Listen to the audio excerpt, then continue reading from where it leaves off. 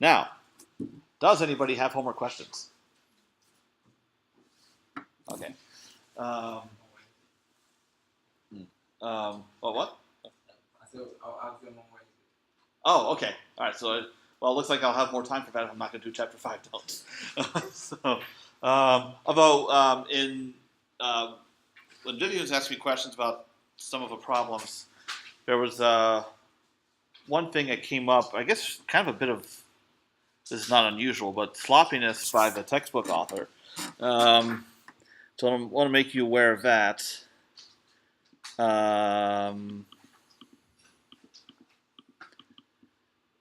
Okay, so this is chapter 3.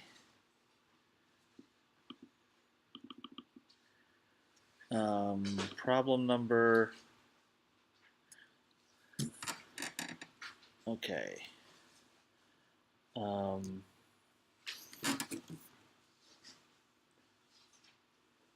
3.11. What you're asked to show. All right.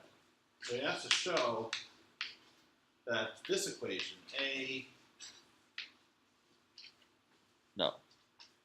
Oh wait, AW to the J plus beta plus A omega conjugate to the J equals 0 has no solution.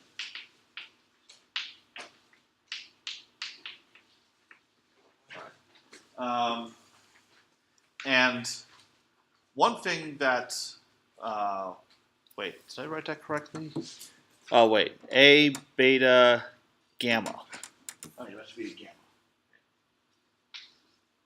gamma. Now, if you consider a case, and then they give you a hint,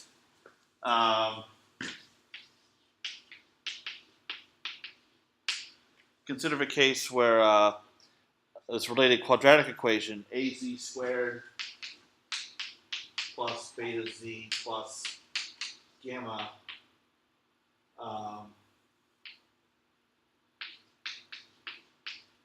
and show that you cannot get whatever roots you get to this quadratic equation that can be real or complex, but you can't get the absolute value of z equal to 1. Now, one thing that was discovered when examining this problem is that if you consider a case where z is a complex root, then you can do the algebra and figure out that, yes, this works. Also, what about the case where z is a real root?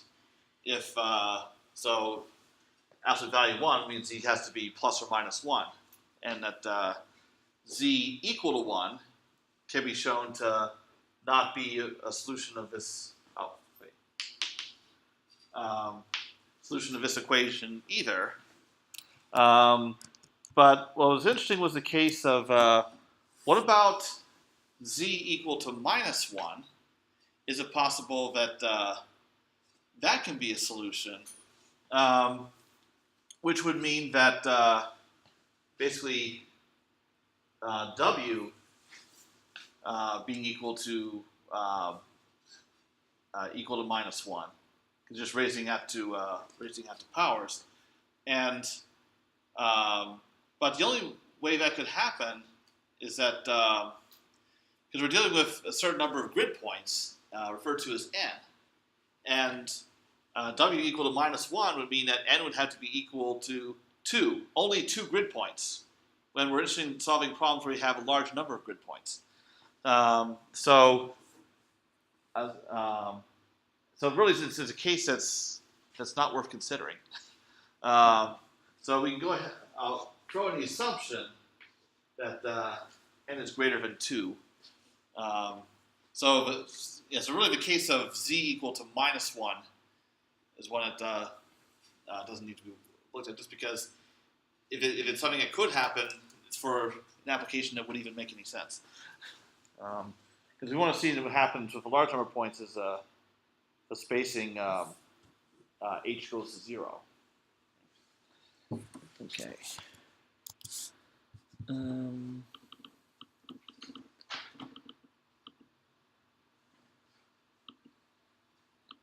Oh, and the other thing was, okay, 2 pi over n. Yeah, so n equals 2.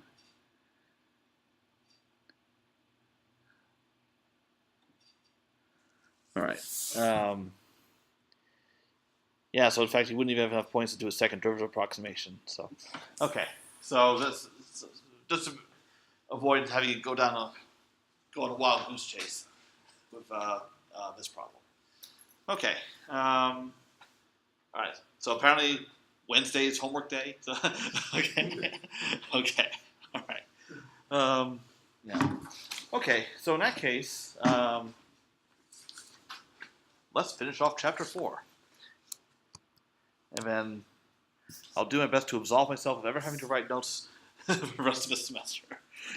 So, yeah. Although I will say, I have taught about Haar wavelets in the past. Like there was a class at Stanford where we spent a little time on them.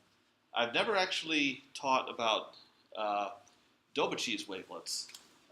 So I know of them, but not like to any level of detail. So I feel like it's still something just interesting to look at. I still feel like writing notes about them. Okay, so I guess end of semester burnout is setting in. I'm sure you can all relate. No, I didn't stay up till 4 o'clock last night at all. But that was my own fault. I was getting too engrossed in what I was reading. Okay. Well, It was math. Oh, yeah. Well. How I could, well, I will not go into the biology being far more interesting than I originally. Okay. Well, those such things typically are. Okay. Where did I leave off last time? Okay. So I talked about Reconstruction. Okay. Yes. So this is in section 4.3, which I did most of last time. I'm just going to finish it off.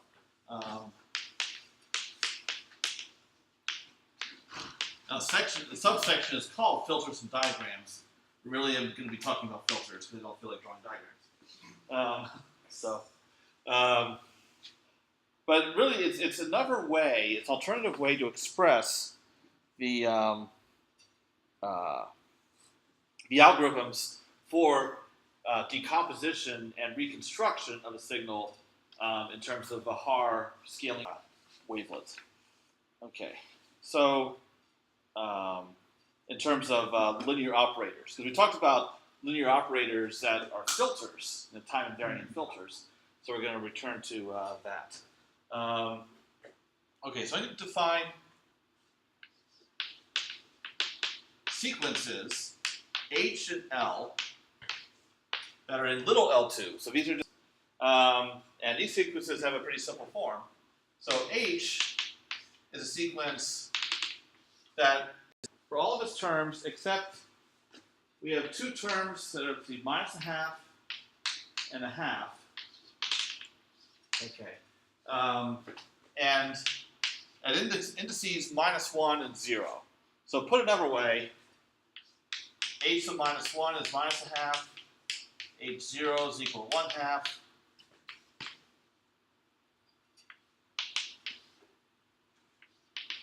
And all other terms of H are 0. And then, I got to alert, your rental car is due to be dropped off in 2 hours. It's like, I don't have a rental car. It's like, oh, I did it yesterday. Sorry, my brain is just, All right. I'm sure you're all right there with me. 0, and then L, a similar definition, is just, we have +1/2 in both cases. So L -1, L0 are equal to 1/2. All others are 0. Okay. Now I'm going to define some operators in terms of these sequences. So h of x is, the big H is equal to a convolution of little h with x.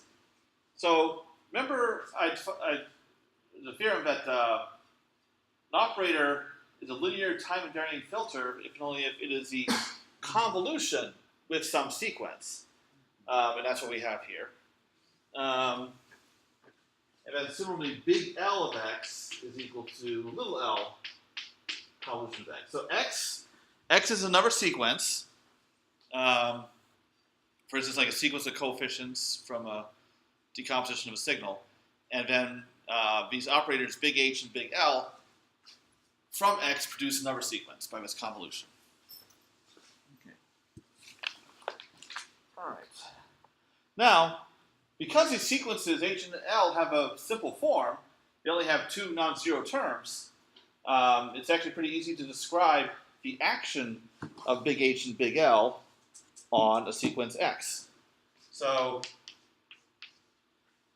make sure I'm recording the right thing. Okay. So, if I take Hx and take the kth element, just to see what it looks like, all it is 1/2 xk minus xk plus 1. All right. Because of the minus 1/2 in h sub minus 1. Because what are you doing with the convolution? You're taking, basically you're going through the sequence h like forwards and the sequence x backwards and multiplying corresponding entries that add up to k. Or the indices have to add up to k. So here we have, this comes from xk times h0, which gives a 1/2. And then we also have xk plus 1 times h sub minus 1. Notice again, the indices sum to k. All right, so that's just how convolution works. It's fortunately a little easier to see in an example like this one. So, L of x, very similar. We just have a plus in the middle. So it's 1/2 xk plus xk plus 1. Okay. So, so capital L is just averaging neighboring elements, whereas here we're taking the difference. Okay.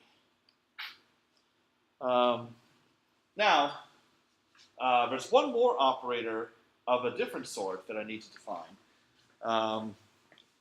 because it's not a convolution.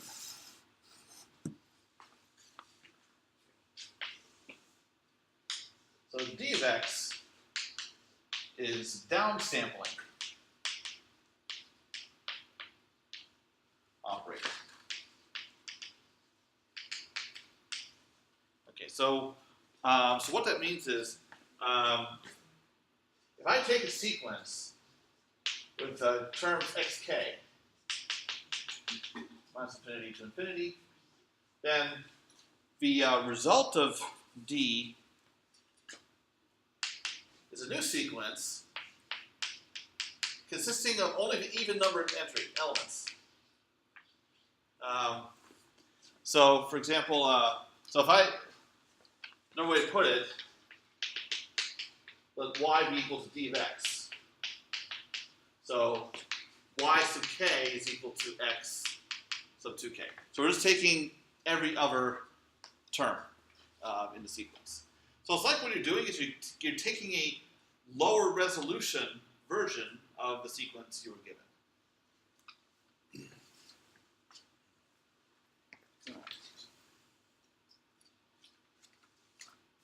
So you're going to, it's kind of reminiscent how, like with multigrid methods, you take the, because one of my students works in multigrid methods, that you taking a restriction a particular set, and then what we're restricting to in this case are the even numbered entries. Okay. So for decomposition, that I discussed last time,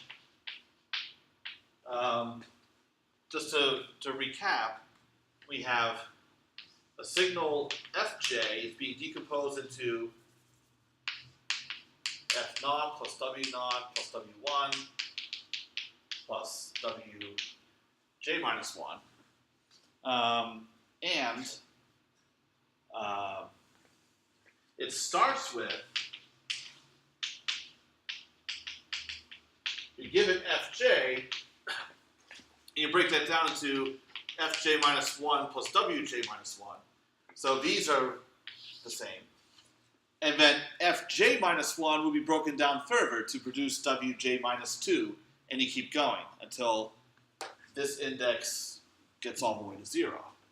Now, to refresh your memory as to the form of these functions, so fj minus, okay, we'll use fk, no, fl, is a sum AL, wait, AKL phi of 2 to the L x minus k. So it's a linear combination of phi functions at the scale indicated by L. And then similar for WL, where we have a coefficient labeled B, and we use wavelet, psi.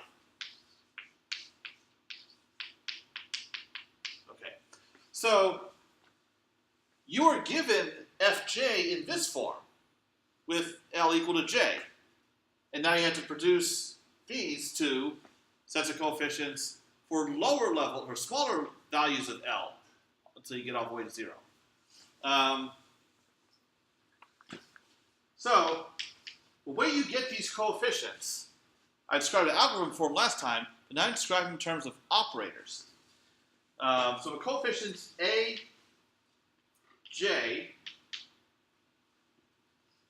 no, my eyes scrolled down too far. So, AJ minus 1, all you do is take AJ, but that's sequence of coefficients. Apply the operator L to them, and downsample. That's all that's necessary to get the A coefficients. And then to get the B coefficients, you start with your same AJ, use the operator H on them, and downsample. So that's it. That's so in terms of operators, we describe the entire process of decomposition. So what happens is, for instance, if you wrote MATLAB functions that took as parameter to sequence X and returned the sequence, the resulting the output sequence, like from a downsampling operator or the operators L and H, then you can just call these functions repeatedly. So you would start with AJ, from it get AJ minus 1, BJ minus 1. Then you would feed this back into here to get AJ minus 2, and also into here to get BJ minus 2, and that just keeps going. The B's, each set of B's you keep, but each set of A's you keep. You run it through again to produce more A's and B's until you get down to A0 and B0, and then you have the coefficients of these terms, and your decomposition is complete. Now, the reason why this is helpful, not that we'll really get that far this class, is everything I've written over here has nothing to do with the Haar wavelet specifically. Now that does, in terms of the definitions of capital H, the sequences little h and little l. But if I have a different scaling function and wavelet, like for Dobachis, for instance, then this idea still applies. That I need the appropriate sequences, little l, little h, to describe my operators. Once I have those operators, then I just do a process much like this again. So basically it's like abstracting that process a little bit. And I guess really to set up the next chapter where it's more about general multi-resolution analysis. Okay. So any questions about these strange operators? All right. So that is decomposition. Similar idea for reconstruction. We need to define the appropriate operators for that. In fact, I think I can use much of what's on this board. Okay.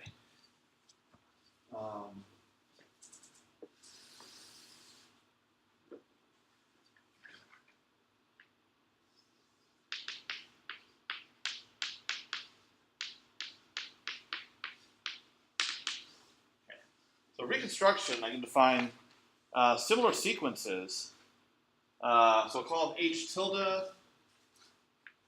and L tilde. And these sequences, again, are mostly 0.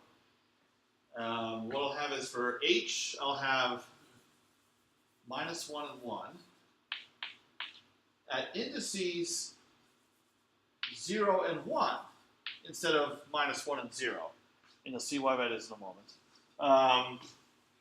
Okay, so let me fix my notation here.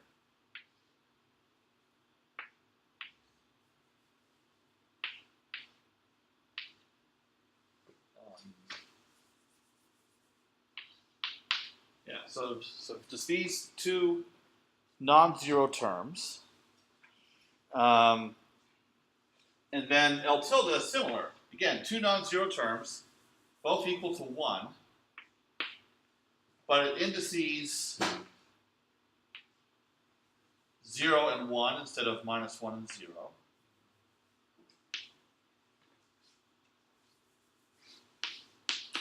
Okay. And then I can define these operators, H tilde and L tilde. That are just convolutions again. So that part doesn't change at all. But now, for I no longer have a 1/2. And instead of xk and xk plus 1 being operated on, it's xk and xk minus 1.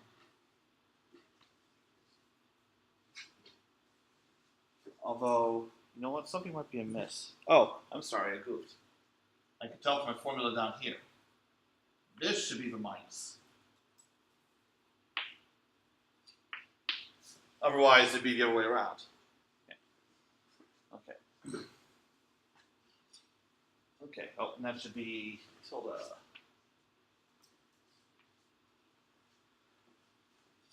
right. So again, we're taking either a difference or a sum for depending on H tilde or L tilde.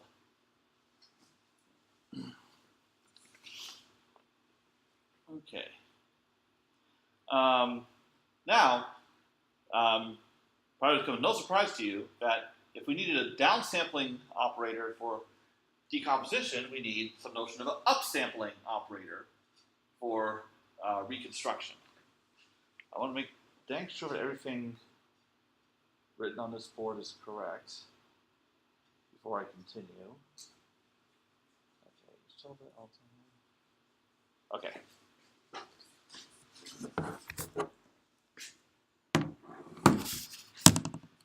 All right. Upsampling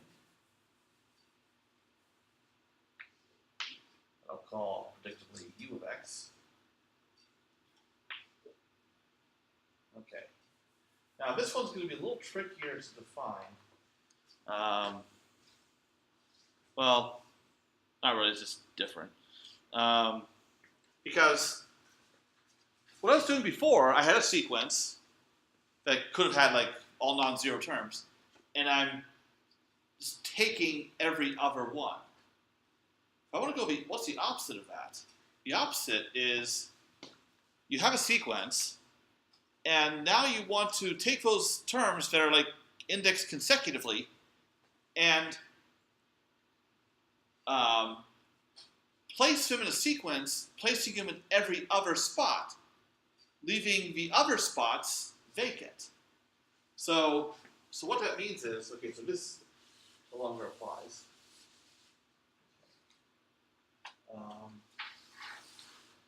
So what I do is, my sequence u of x, I look at element number L.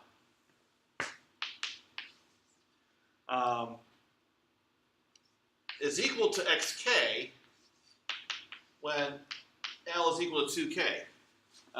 And otherwise, it's 0. Okay.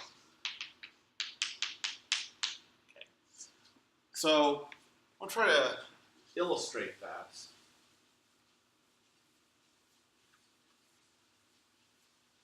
So it's a sequence that has like, so I have x naught, and then zeros on either side of it, and x1, x2, then x minus 1, 0, and so forth. So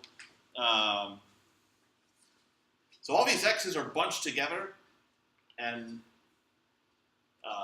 so they're all buddy-buddy within x, and now we stick a loser in between them. Or I guess another way to look at it, you have a class where all the students sit together, and it's time to give them a test. So you make sure there's an empty seat between the two. Yeah, okay, that works. That's less mean. Less mean. Okay. Yeah. Well, sometimes these things help. I mean, I was explaining to someone about the notion of a neighborhood for real analysis in terms of BFFs. So, or no, limit points. It was limit points. Yeah. Okay. So, hey, whatever works, right? Okay. So now that we have this idea of what upsampling is, I can. Okay. So for reconstruction.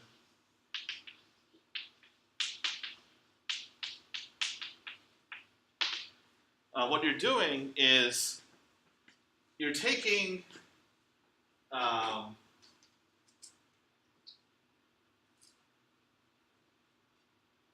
like W L minus 1 plus F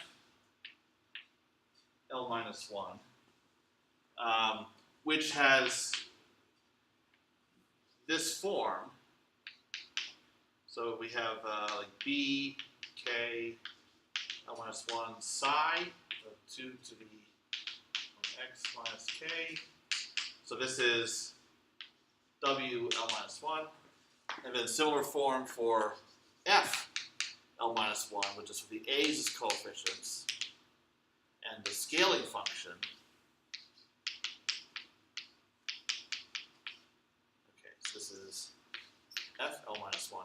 And when you combine them, you want to get FL, which has a similar form as this. It's this coefficients at a different scale.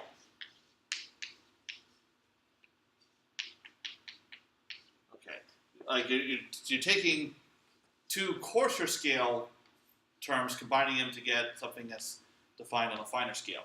So the goal is to get from these given coefficients, set of A's, set of B's, to a new set of A's at a finer scale. So if I describe how to get these from these two, that's Reconstruction. So now I can do that easily in terms of all these operators. So AJ is equal to L tilde upsample AJ minus 1 plus H tilde upsample BJ minus 1. Okay. Now, so we upsample, then we apply L tilde and H tilde.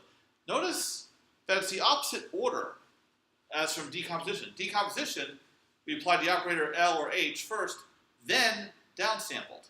So it makes sense that it's a reverse order. So you can think of reconstruction as what happens when you do decomposition and then hit undo. So it has to undo in the proper order to unwind everything.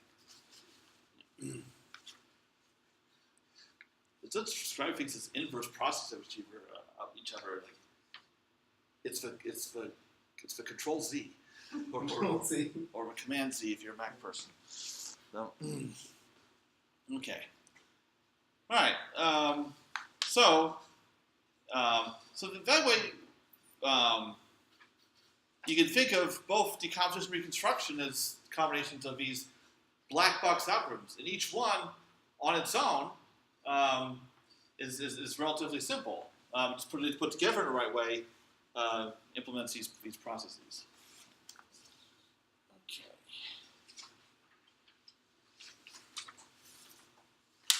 So, any questions about these definitions? All right.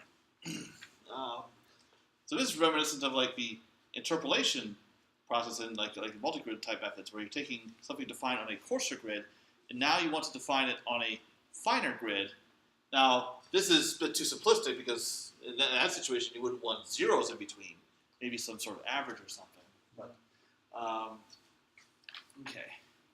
But it's just that by defining all these to be 0, then the action of L tilde or H tilde on a sequence where every other term is 0, that simplifies quite a bit.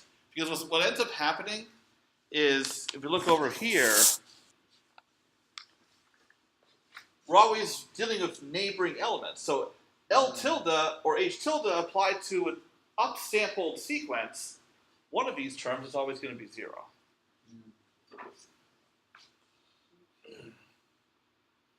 Okay.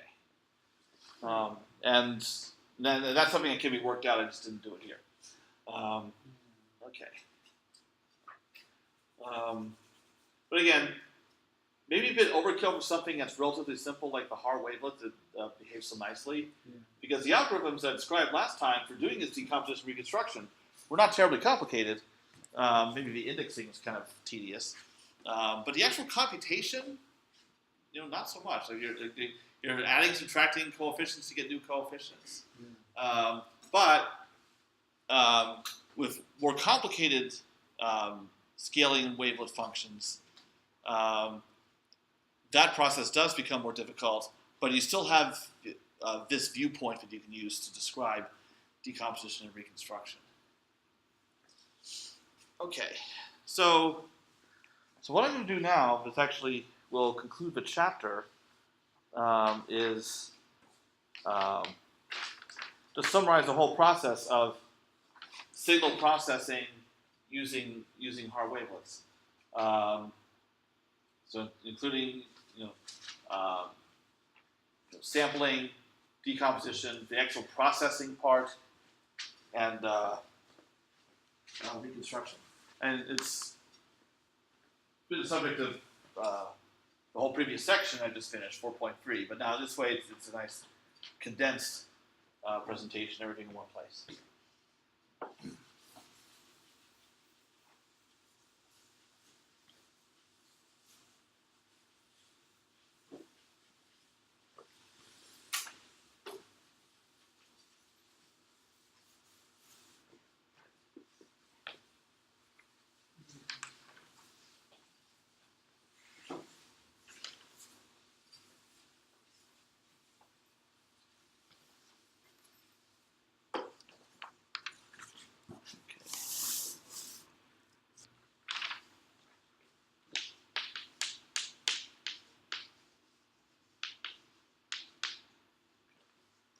So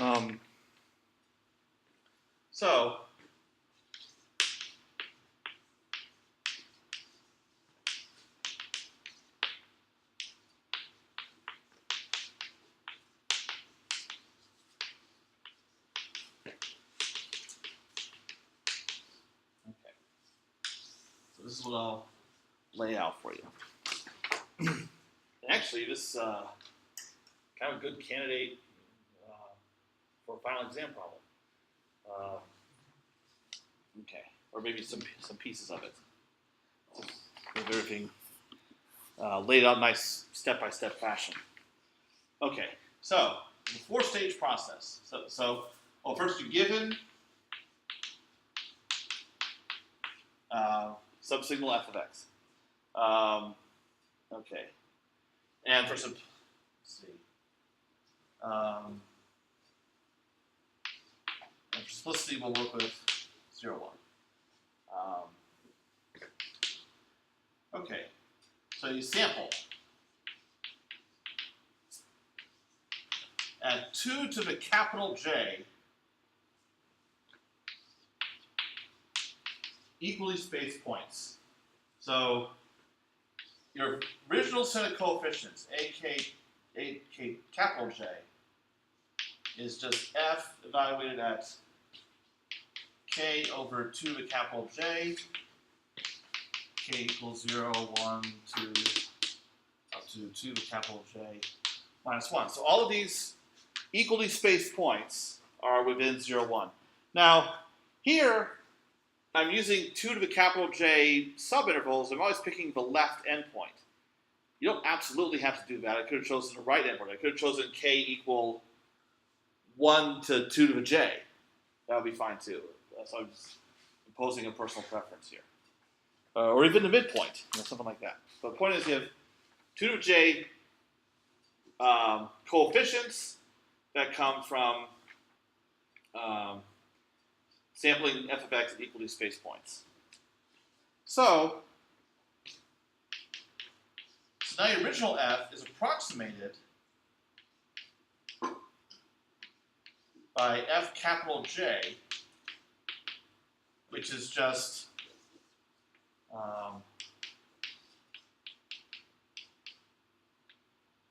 linear combination of shifted scaling functions at the finest scale. And so the nice thing about the Haar wavelet is because it's equal to only 0 or 1, the coefficients come directly from the function values. So that's one thing that's nice with the Haar wavelet. But there are things that are not so nice because Haar wavelets are discontinuous. So it's not really nice for differential equations, for instance. Whereas you may have other wavelets, like other wavelet families, where the coefficients involved are not necessarily equal to function values. There's still a more sophisticated process to get them, kind of like with an FFT. You perform like a wavelet transform for this step. Still something that's computationally efficient, just more elaborate than this. Okay, but because the whole point is to use the value of f at these points to get this form of f. Okay, so that's the sampling part. Second part is decomposition.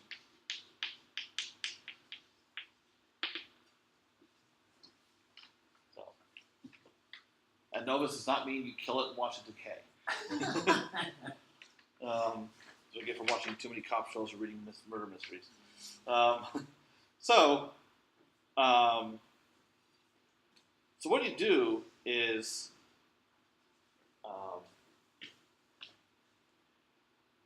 Fj, or F capital J, first breaks down into F capital J minus 1 plus W capital J minus 1. But then the F part would break down further. So that would be Fj minus 2 plus W capital J minus 2 plus W capital J minus 1. And so that just keeps going until you produce F0. So then you'll have F0, then W0, W1, W2, all the way up to W capital J minus 1.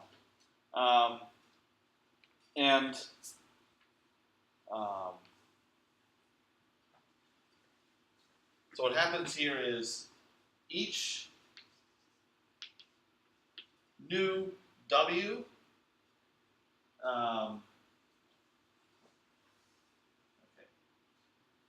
each new W that is produced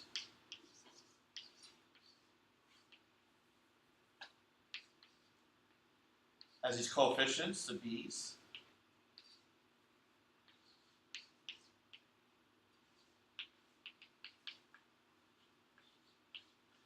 And then similarly, each new F has this form of coefficients that are the A's in the scaling function. Okay, I just wrote expressions like these a few minutes ago, but I figure repetition never hurts. May not need as much repetition as with, say, Math 101 students, but okay. I second that side. Yeah, okay. Where to get the coefficients, you use the filter that I described earlier. So you use the operators L and H, followed by downsampling.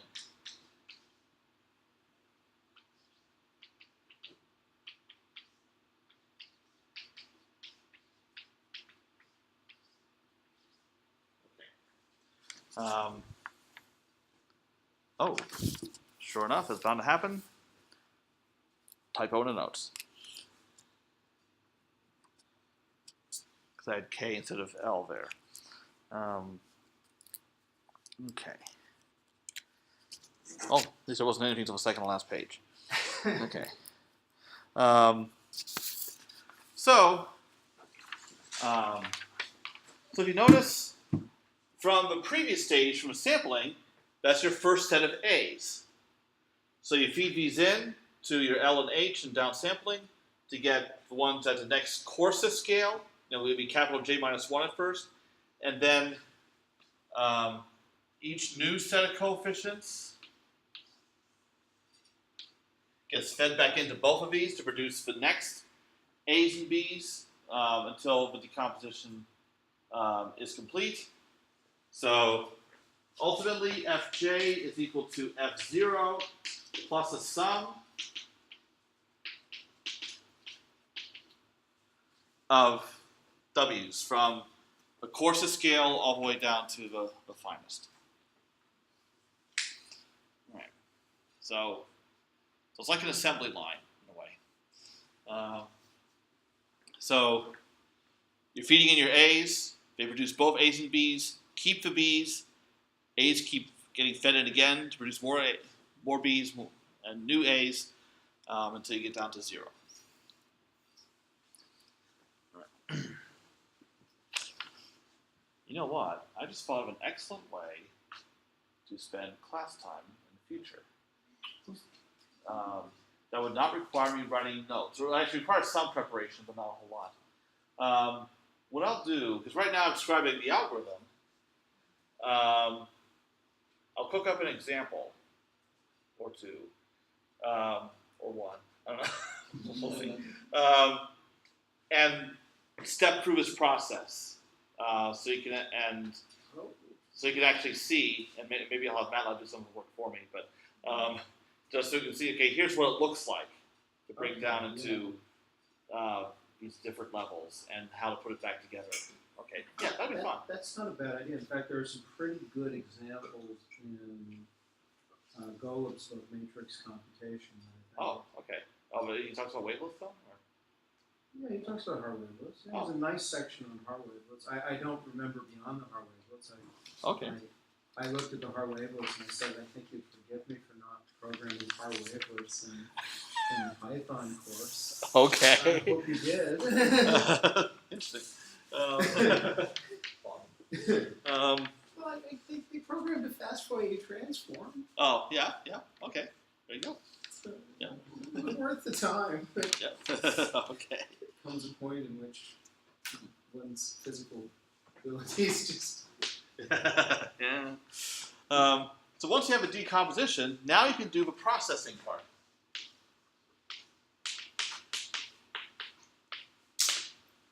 Okay. I wonder if I should do that as a MATLAB demonstration. Yeah, because if I could show plots and such, then that would be ideal. Okay. I'll think about how to do that though. 'Cause I mean, I can certainly get a projector in here. You mean that thing? That too, yeah. And what? Oh, okay. Well, because it's easy to spend the whole class recording what I do with the board, or recording what I do in MATLAB, which is what I did for a Python class. Yeah. But going back and forth is kind of a pain, so I'll have to figure out how best to do that. Well, but again, if I have MATLAB up and showing on screen so you guys can see it, and then I'm also recording that. Yeah. Okay. All right. I'll think about this. I may not necessarily do it Wednesday, but if it's not, I would do it Monday. Okay. But I think it'd be more fun than preparing notes. Okay. So now your decomposition can be written in this form. Well, I wrote it like that already, but now to break that down further, I have my W's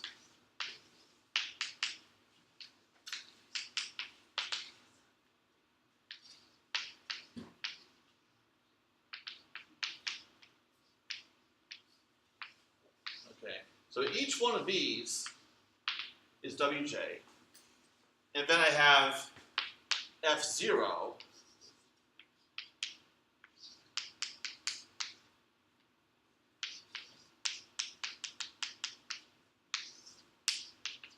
right, but I want to write it like this so that you can see the actual coefficients, the BKJ and the AK0. So processing, and I mentioned this before, but again, we're recapping. If I'm denoising, then you set BKJ equals 0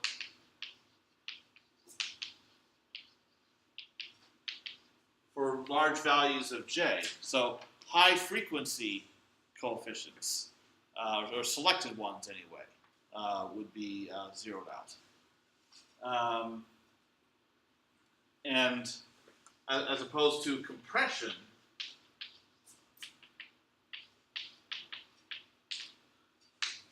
you again select coefficients as 0, but your criteria is different.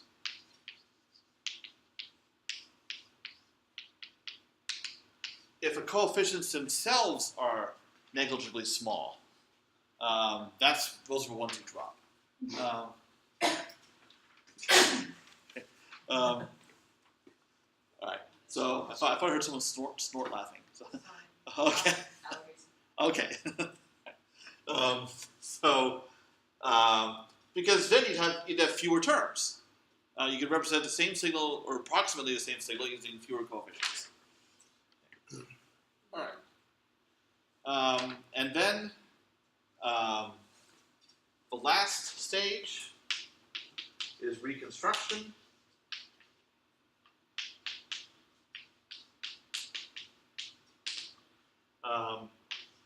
So you reconstruct a signal. Oh, never typo in the notes.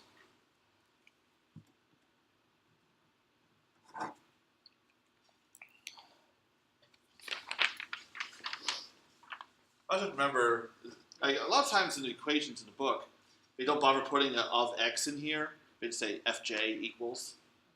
What? I'm a bit confused. On the composition of the Compression? Yeah. Yeah. You said BKJ equals 0. You should set BKJ equals to 0. And for small values of BKJ. Yeah. Like if BKJ is 0, it's the absolute not 0 to. In other words, so whichever terms in here have small coefficients, You just exclude them. That way, the signal itself has not changed very much, but we have simpler summations. Because now you could always store a signal as, in terms of its samples at all the x values. But what if a signal can be expressed using only a few of these scaling and wavelet functions? We don't store the samples, we store the coefficients. So we just want to have fewer coefficients. It's kind of like from Fourier analysis. Suppose you have a function like sine 2x plus cosine 3x or something like that. Now you could just sample that function and a bunch of x's and produce a graph.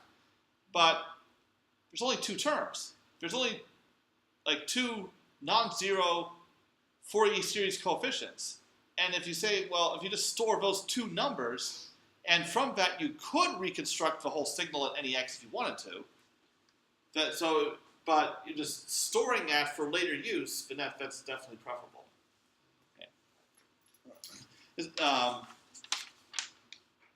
One thing you do for image compression, if you think of the image as a matrix, like a grayscale image, pixel values, you take the singular value decomposition, and what you find in a lot of images is that, especially for a high resolution image, a lot of the singular values are pretty small. You just toss those out. So then, instead of storing an m by n image, all the pixels, you can keep maybe k terms of your singular value decomposition, and now your storage is, instead of m by m times n, it's m plus n plus 1 times k, where k might be small. So the overall amount of storage could be a lot less. Okay, so your reconstruction of final form is going to be similar to this, except instead of being at level 0, we're at level capital J.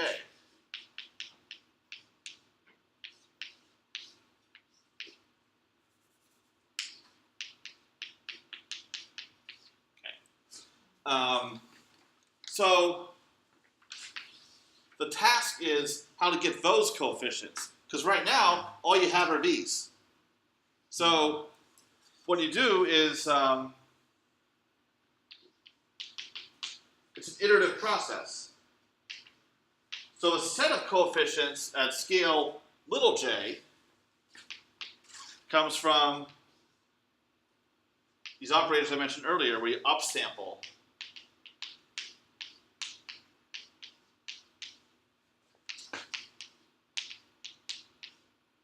So at first you have these a's and b's, so you combine the b's from level 0 and these a's to get a's at level 1. Then you take the a's from level 1, and the b's you already have at level 1 to get a's at level 2, and you just keep going.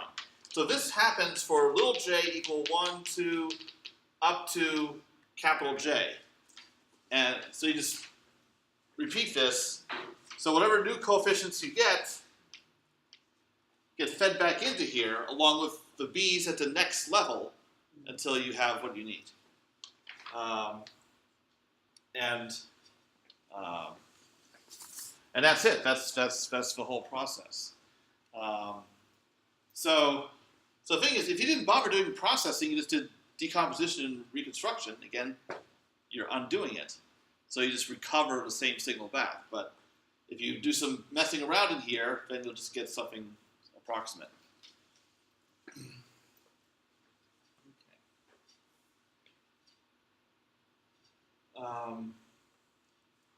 So what I could show you is,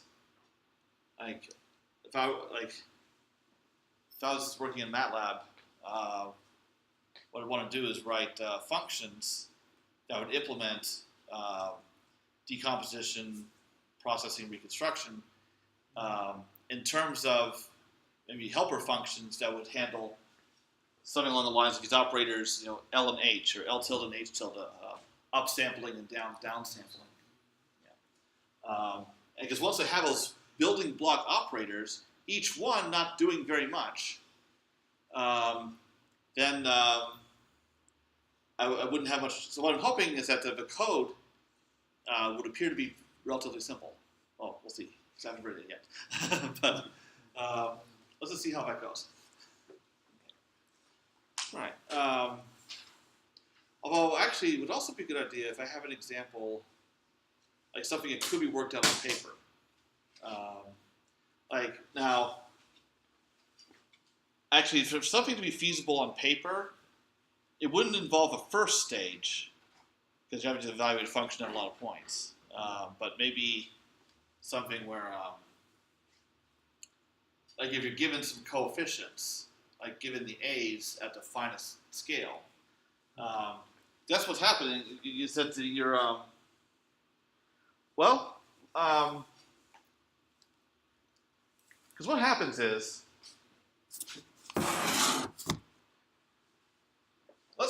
I'm going to set capital J equal to, let's say, 4. So you have 16 values where you sample your function. I would not do that for a paper problem. That'd be way too many numbers in question. But just to illustrate. So when you do your decomposition, how many coefficients do you have? We're talking about you're talking about F4 at the beginning. So F4 gets decomposed into F0 plus W0, W1, W2, W3.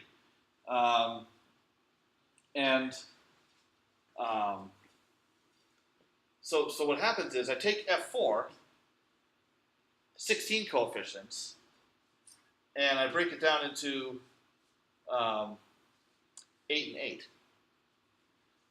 So W3 has 8 coefficients, and so does F3. Then F3 gets broken down again into 4 and 4, and so on. So what happens is F0 is only going to have one coefficient because it has only one term to it. There's a scaling function, the original scaling function without any transformation. That's equal to 1 on the whole interval. So then you have. So if I look at the breakdown of coefficients, I have F0, W0, W1, W2, W3. I have 1 for F0, 1 for W0, 2 for W1, 4 for W2, and 8 for W3. And I add all those up, I get 16. So 16 coefficients go in, 16 coefficients come out. It's a linear operation, so you can actually describe it as a matrix vector product.